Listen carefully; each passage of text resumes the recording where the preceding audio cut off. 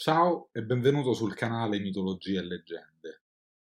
Oggi parleremo di una creatura mitologica affascinante, quanto dibattuta, il centauro o i centauri, intesi come popolo.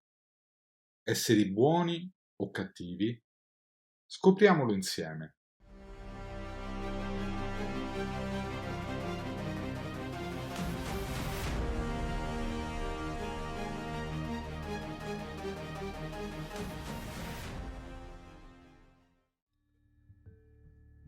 Figure singolari, metà uomo e metà cavallo.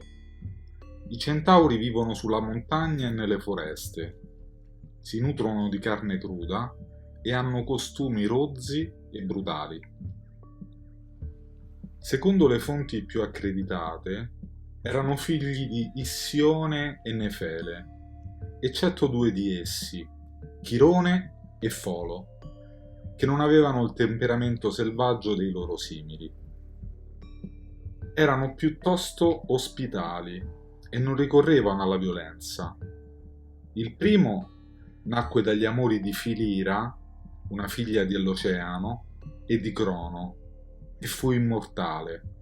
Il secondo, Folo, è figlio di Sileno e di una ninfa dei Frassini.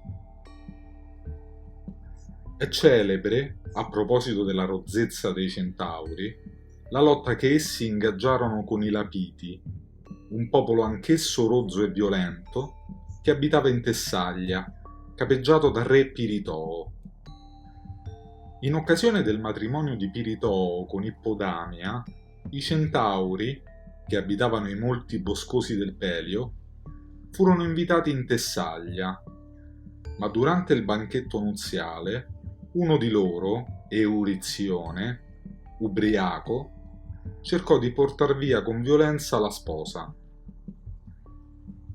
Ne nacque una lotta violenta, nel corso della quale Piritoo, aiutato da Teseo e da Nestore, riuscì ad avere ragione dei centauri, che sconfitti batterono in ritirata e si rifugiarono sul monte Pindo.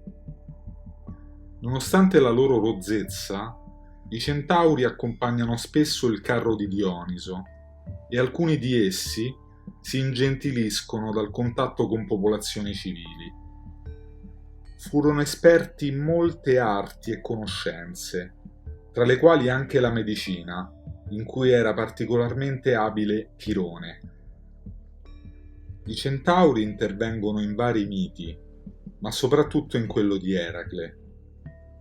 Andando a caccia del cinghiale di Erimanto, Eracle giunse da Folo, che lo accolse amichevolmente, gli servì cibi cotti, riservando solo a sé quelli crudi, e gli offrì del vino da un orcio che gli era stato donato da Dioniso.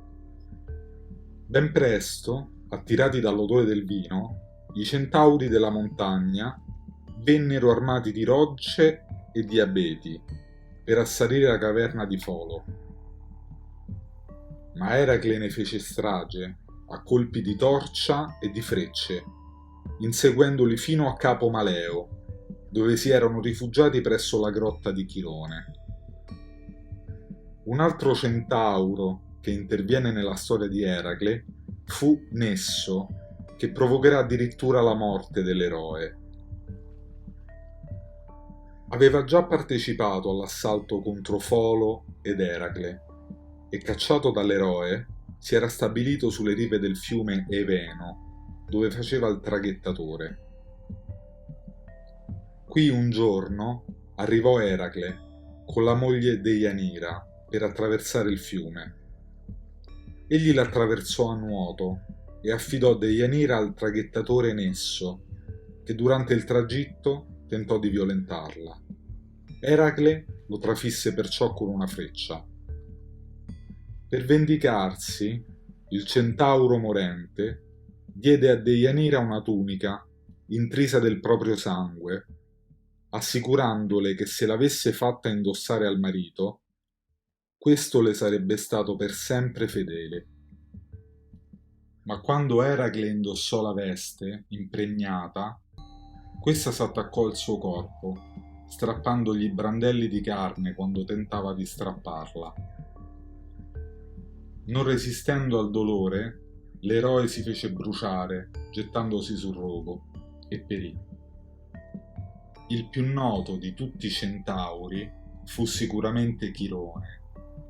Viveva sul monte Pelio in Tessaglia, in una grotta, ed era molto amico degli uomini, saggio e benevolo. Protesse in particolar modo Peleo e suo figlio Achille, questi fin da bambino, quando lo operò al piede, sostituendogli l'osso che si era bruciato a seguito delle pratiche di magia di sua madre Teti, e fu poi il suo dotto maestro. Secondo i testi antichi, oltre all'educazione di Achille, fu affidata a Chirone anche quella di altri eroi o semidei come Dioscuri, Teseo, Diomede, Giasone e Asclepio. Apollo stesso avrebbe ricevuto le sue lezioni. Quando vi fu il massacro dei Centauri, operato da Eracle, Chirone, che era a fianco dell'eroe, fu ferito da questi accidentalmente. Una freccia gli produsse una grave piaga. Chirone cercò di applicarvi un unguento, ma le ferite provocate dalle frecce di Eracle erano inguaribili.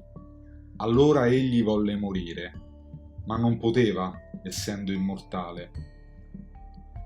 Infine Prometeo, nato mortale, soffrì di cedergli il suo diritto alla morte, e così Chirone poté trovare riposo.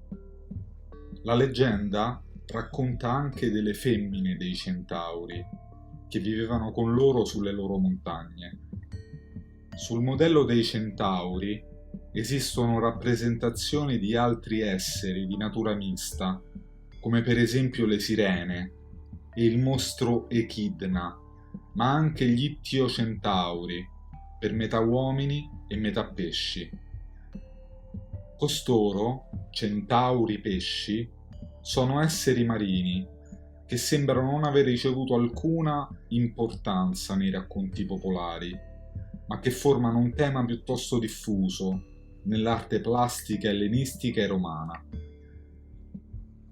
I centauri sono sicuramente creature fondamentali nella mitologia greca, Chirone in particolar modo, che cede addirittura la sua immortalità.